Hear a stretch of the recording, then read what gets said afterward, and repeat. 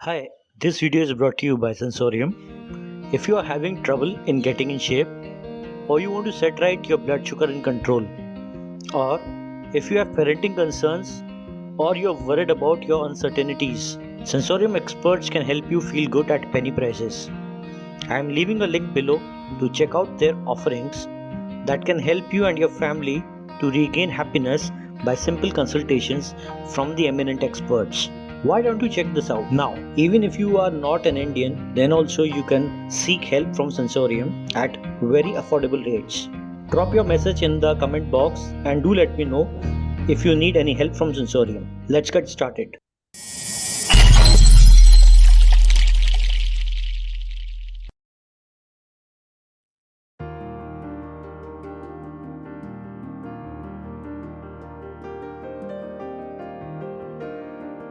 Good evening. Warm greetings from Team Sensorium. I'm Mrs. Prachi Tiwari. I'm a psychologist and a counselor. And today I'm going to discuss a very sensitive topic, that is teen pregnancy. जैसे नाम से ही पता चलता है, tin pregnancy यानी कि 19 साल के पहले हुई प्रेगनेंसी, 19 या 19 साल के पहले अगर प्रेगनेंसी ठहरती है तो उसे कहते हैं टीन प्रेगनेंसी। अब हम इसके बारे में क्यों बात कर रहे हैं? देखो, पहली बात तो यह है कि टीन प्रेगनेंसीज के कई सारे कारण हो सकते हैं, बट जो भी वजह है, जो भी कारण है, एक चीज जो बिल्कुल क्लियर है वो ये है कि टीन प्रेगनेंसी एक बहुत बड़ा कारण है माँ और बच्चे के जान को खतरे का। बिकॉज उम्र इतनी छोटी होती है, फीमेल की बॉडी उतनी डेवलप नहीं होती जो कि बच्चे को न्यूट्रिशन पहुंचा सके और मदर खुद भी उसके बाद में हेल्दी रह सके। कई सारे कारण होते हैं टीन प्रेगनेंसीज के बाद, जिससे जो बच्चा होता है वो मतलब हो सकता है कि वो हेल्दी ना हो, उसमें कोई डिफिशियंसी हो या उसको कोई डिसेबिलिटी के साथ वो पैदा हो। और दूसरी बात ये भी है कि एक फीमेल अगर वो 22 साल 25 साल में अगर माँ बनती है तो उसका दिमागी तौर पे वो इतनी मैच्योर हो चुकी होती है, सिर्फ शरीर से नहीं लेकिन बॉडी से भी वो मैच्योर हो चुकी होती है, तो एक बच्चे की बड़ी जिम्मेदारी संभालने को वो तैयार होती है। टीन प्रेगनेंसी ना केवल मतलब ना केवल इस बात के लिए कारण होता है कि बच्चे डिफिशियंसी या डिसेबल पैदा होते हैं, बल्कि टीन प्रेगनेंसीज की वजह से जो माएँ हैं, जो यंग मदर्स हैं, उनके भी मानसिक और शारीरिक स्वास्थ्य पे उल्टा असर होता ही है। इसमें कोई मतलब हम वी कांट से कि कहीं अच्छा है कहीं बुरा नहीं। Teen pregnancy in any case, in any scenario is a big no. अब सबसे पहले अगर हमें इसे प्रिवेंट करना है तो हमको सबसे पहले इसके कारण जानने पड़ेंगे। देखिए, टीन प्रेगनेंसी पूरे वर्ल्ड में ही एक मतलब रीजन है, मतलब एक प्रॉब्लम है, चाहे वो अमेरिका हो चाहे वो इंडिया हो। लेकिन हमारी सोसाइटी, हमारा वैल्यू सिस्टम और विदेशों का बहुत अलग है। इसके लिए इंडिया में टीन प्रेगनेंसीज के कारण अलग हो सकते हैं, अलग हैं, और विदेशों में इसके कारण अलग है। अब सबसे पहले जो एक बहुत बड़ा कारण वो ये है कि हमारे देश में आज भी ये जो मतलब प्रेगनेंसी हो जाए या फिजिकल चेंजेस हो जाए या सेक्स हो जाए, ये सारी चीजें एक टैबू का सब्जेक्ट है, इसके ऊपर खुल के बात नहीं की जाती, जिसके कारण जो हमारे यंगस्टर्स होते हैं उनको आधा अधूरा ज्ञान होता है या गलत नॉलेज होता है, जो एक बहुत बड़ा रीजन बनता है उनके गलत रास्ते पे चले जाने का और उसके बाद टीन प्रेगनेंसी के होने का। ये इतना कंजर्वेटिव टॉपिक है, इसलिए भी कई बारी मतलब जो बच्चे हैं, जो एडोलसेंट्स हैं, जो टीनेजर्स हैं, वो खुल के किसी से पूछ नहीं पाते, ना बड़ों से ना टीचर से, और आपस में अपने पीयर ग्रुप में या नेट के थ्रू जो उन्हें आधा अधूरा सच्चा झूठा ज्ञान मिलता है, नॉलेज मिलता है, उसके भरोसे पे वो कई बार वो एक्सपेरिमेंट करना चाहते हैं और कई बार उसके उन्हें कई भयंकर परिणाम भुगतने पड़ते हैं। दूसरा एक बड़ा कारण है जो है कि लाइफस्टाइल ओरिएंटेड। आजकल हमने देखा है जिसको हम कहते हैं हमारे साइकोलॉजी में अर्ली प्यूबर्टी यानी आजकल हमने ये कॉमन है, बहुत कॉमन है कि बच्चे बहुत जल्दी बड़े हो जाते हैं। मतलब हमारे टाइम में जो लड़कियों को पीरियड, आज से 20 साल पहले पीरियड शुरू होने की जो उम्र होती थी वो 16 साल होती थी, उसके बाद वो 13 साल हुई। आज हमने देखा है स्कूल में कि 10-10 साल की बच्चियां, मतलब क्लास 5 के बच्चियों को भी पीरियड शुरू हो जाता है। Same with boys. Physical development, जो हम कहते हैं ना प्यूबर्टी, क्या होता है प्यूबर्टी? इन्हें अपने शरीर में हार्मोनल बदलाव होते हैं जिससे कि एक जो फीमेल बॉडी, वो मतलब एक जो बच्ची है उसकी फीमेल बॉडी डेवलप होती है, और एक अगर लड़का है तो उसकी मेल बॉडी और उसके जो सारे पार्ट्स हैं वो डेवलप होते हैं। तो ये जब डेवलप होते हैं तो हार्मोन्स के साथ, हार्मोनल जब चेंजेस होते हैं प्यूबर्टी के टाइम, तो इसका सिर्फ फर्क शरीर पे नहीं पड़ता, इसका फर्क दिमाग पे भी पड़ता है। मतलब वो क्या है, अगर जब हम प्यूबर्टी से गुजर रहे हैं, हम सभी ने देखा होगा कि मतलब दूसरा जो अपोजिट सेक्स है उसके तरफ हमें अट्रैक्शन होना शुरू होता है। आजकल के बच्चे कहते हैं ना मेरा वो क्रश है, या मतलब क्रश हो गया, पसंद हो गया। तो ये बड़ा मतलब वो, अब क्या होता था, अगर जब ये अट्रैक्शन होगा अपोजिट सेक्स के लिए, तो अगर ये 16 साल में हो रहा है, 17 साल में हो रहा है, तो हम दिमागी तौर पर उतने मैच्योर है उस अट्रैक्शन को डील करने के लिए। लेकिन अगर ये 10-11 साल में हो रहा है, 12 साल में हो रहा है, 13 साल में हो रहा है, तो हम दिमागी तौर पे उतने मैच्योर नहीं है। हमारा शरीर तो मैच्योर हो रहा है, बट हम दिमाग से वो चेंजेस को उतनी मैच्योरिटी से हैंडल नहीं कर पाते। तो इस वक्त अगर हम अपने बच्चों को ये समझाएं कि देखो ये बड़ा कॉमन है और ये बहुत नेचुरल प्रोसेस है, अपने आप बड़े हो रहे हो, इसका ये एक साइन है कि आपको, अगर आप लड़की हो तो आपको लड़कियों की तरफ अट्रैक्शन होगा, अगर आप लड़की है तो आपको लड़कों की तरफ अट्रैक्शन होगा। जो भी आपके सेक्सुअल प्रेफरेंसेस हैं, यू विल फील अट्रैक्शन। ये कॉमन है, ये नॉर्मल है, लेकिन इस अट्रैक्शन के ऊपर हमें अपनी सारी जिंदगी मतलब नहीं कंसंट्रेट करनी है। हमारी प्रायोरिटीज हमें सेट करनी है। हम स्टूडेंट है तो हमारा पहला ध्यान हमें अपनी पढ़ाई पे देना है, अपने एग्जाम्स पे देना है। Attraction is a part of your life, but it should not cover your whole life. तीसरी बात ये कि आज भी हमारे देश में कई ऐसे मतलब लोग हैं जो आज भी लड़कियों को समझते हैं कि जैसे जन्म हो, जितने जल्दी इनकी शादी हो जाए उतना अच्छा है।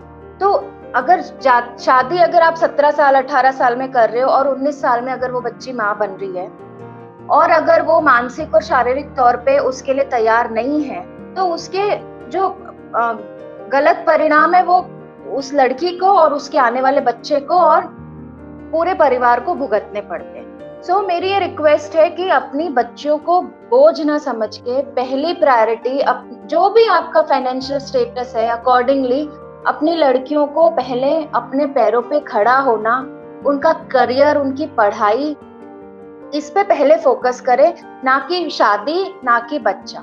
शादी और बच्चा प्रायोरिटी नहीं होनी चाहिए। प्रायोरिटी होना चाहिए कि हम अपने घर की लड़कियों को इंडिपेंडेंट बनाएं, स्ट्रॉन्ग बनाएं, ताकि कल को कुछ भी सही गलत हो वो उसको डील कर सके। इसके अलावा चौथा बहुत बड़ा कारण है वो है क्राइम या अब्यूज। हमने देखा है कि आजकल मतलब इतना बुरा माहौल है, बच्चों कई बार ना ऐसा हो किसी के साथ, लेकिन बच्चियां रेप की शिकार हो जाती है। कई सारे ऐसे भी केसेस रिपोर्ट होते हैं कि जिसमें घर की मतलब बच्चियों के साथ में घर में ही कोई पहचान वाला, कोई रिश्तेदार उनका लंबे टाइम से सेक्सुअली अब्यूज करते आ रहा है, लेकिन घर वालों को पता नहीं है, बच्ची डर के मारे बोल नहीं रही है, और पता तब चलता है जब वो प्रेग्नेंट हो जाती है, जब कुछ बड़ा हादसा हो जाता है, और तब घर वाले जागते हैं कि बाप रे हमारी बच्ची के साथ क्या हो गया। सो इन सबको अगर हमें प्रोटेक्ट करना है तो सबसे पहले है, मतलब हम अगर नहीं चाहते हैं कि हमारे मतलब घर की बच्चियों को किसी भी इस तरह की चीजों से गुजरना पड़े, तो सबसे पहले जो मैंने बोला कि इस बात को टैबू बना के नहीं रखना है। There should be open communication. जिस भी उम्र का बच्चा आपके घर में है उसकी उम्र के हिसाब से आपको, अगर आपके घर में छोटे बच्चे, अगर आपके घर में टॉडलर्स हैं, प्री स्कूल जाने वाले बच्चे, तो भी हम शुरुआत ही करते हैं गुड टच और बैड टच से। बच्चों को पता होना चाहिए कि क्या गुड टच है, क्या बैड टच है। इनफैक्ट आजकल तो हम बच्चों को ये सिखाते हैं कि if you don't like, you should just say no touch. Just don't touch me. ना मेरे गालों को हाथ लगाने की जरूरत है, ना मेरे सर पे हाथ फेरने की जरूरत है। गुड टच बैड टच पे एक पूरा अलग से सेशन हो सकता है, लेकिन शुरुआत हमें यहीं से करनी। कोई बात नहीं, अगर आपको लगता है कि अब तो हमारे बच्चे बड़े हो गए, बट कहीं आप आज जहां हो वहां से शुरुआत करो, कम्युनिकेशन की शुरुआत करो। जैसे मैंने बताया, बढ़ते बच्चे हैं, एडोलसेंस अगर घर में है, तो उनको ठीक तरह का नॉलेज दो। आप अगर अपने घर में बच्चों की, अगर टीनेजर बच्चे हैं, आपको पता है आजकल माहौल खुला हुआ है, अगर आपको ऐसा लगता है कि हमारे बच्चे एक्सपेरिमेंट करेंगे या कर सकते हैं, अगर आपको वो डर है, तो आप बच्चों को कॉन्डोम के बारे में बताइए, आप उनको दूसरे कॉन्ट्रासेप्टिव्स के बारे में बताइए। देखो, मतलब जब नॉलेज होगा तभी हम उनको प्रिवेंट कर पाएंगे। इसमें शर्म आने की कोई बात नहीं। कल को कुछ ऊपर नीचे हो जाता है तो हम अपना मुंह छुपाते फिरते हैं। उससे बेटर है कि हम आज प्रिकॉशंस लें, आज शुरू करें वो टॉक करना, वो कन्वर्सेशन करना।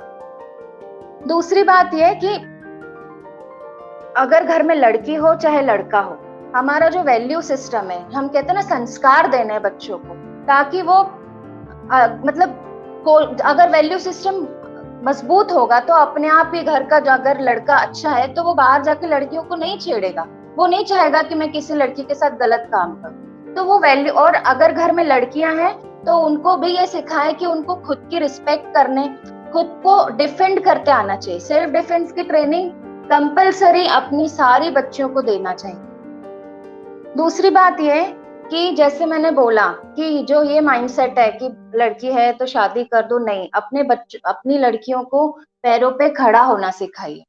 इवन अगर आप जल्दी शादी करते हैं, अगर लड़का भी 20-21 साल का है, लड़की 17-18 साल की है, तो उन दोनों में कितनी मैच्योरिटी, वो दोनों ही बच्चे हैं। पहले हम उन्हें ये सिखाएं कि भाई अपने पैरों पे खड़ा हो, अपने घर की नींव मजबूत करो। उसके बाद हमारे यहाँ क्या होता है, सोसाइटी में शादी हुई नहीं कि शुरू हो जाते हैं, बच्चा कब होगा, बच्चा कब होगा, साल भर में बच्चा नहीं हुआ तो मतलब जादू टोने टोटके पता नहीं क्या क्या शुरू हो जाते हैं। तो हमें उस माइंडसेट से बाहर निकलना पड़ेगा।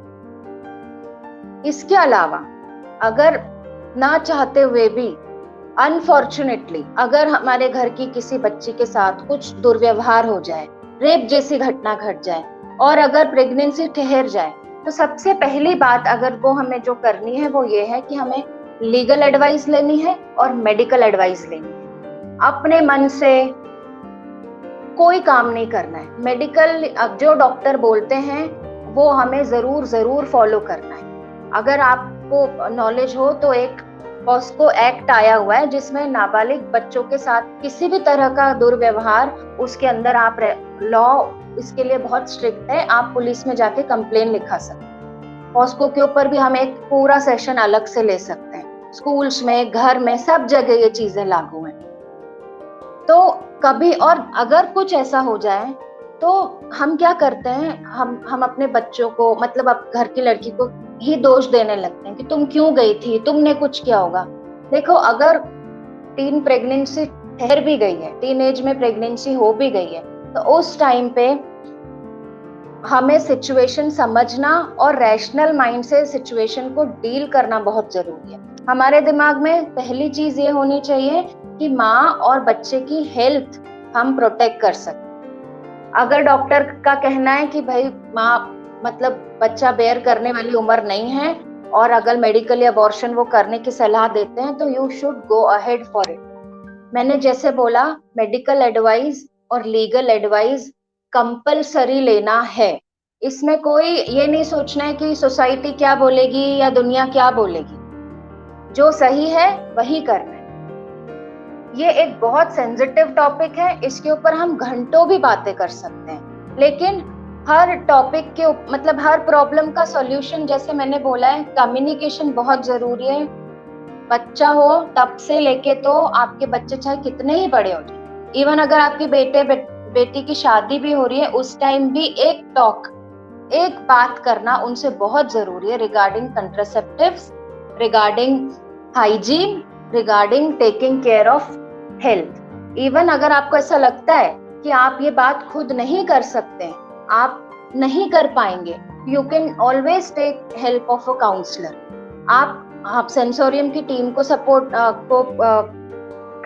हमसे कनेक्ट कर सकते हैं, आप मुझसे बात कर सकते हैं, we have another counsellors here, आप हम में से किसी से भी बात कर सकते हैं. We will help you to have that talk regarding sexual and physical things with your child. So thank you so much. Good evening.